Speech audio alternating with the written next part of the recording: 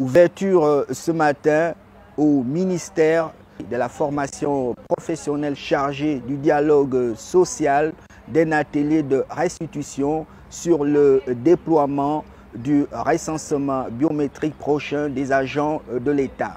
Occasion pour le directeur général de la fonction publique, Edouard Mfulambom, de nous faire le bilan de cet atelier. Cette séance de travail qui fait suite aux instructions de Madame le ministre en charge de la fonction publique, qui a la responsabilité de piloter l'opération de recensement biométrique des agents publics. Elle nous a instruit avec le secrétaire général de donner l'information aux agents du ministère dont elle a la charge. Il s'agit déjà de faire un point avec l'ensemble des agents publics de son ministère, leur rappeler le contexte et l'intérêt de l'opération de recensement biométrique et la nécessité pour eux de clairement s'impliquer dans la mise en œuvre effective et efficace.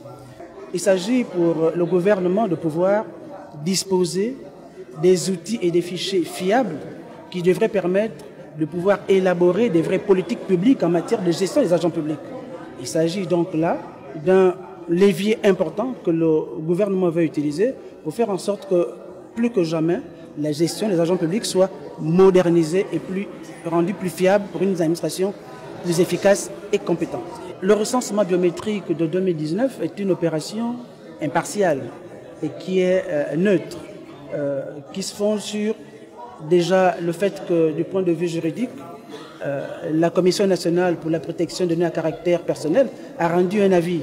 Donc, ce qui donne déjà l'importance de l'opération et qui encadre juridiquement cette opération. Elle a encore une particularité, c'est l'engagement des plus d'autorités de faire en sorte que les résultats soient rendus publics très rapidement. À l'issue de l'atelier, le fameux formulaire attendu par les agents a été remis à l'inspecteur général des services. Mais attention, ils devront encore patienter. La date de remise à chaque agent sera communiquée ultérieurement.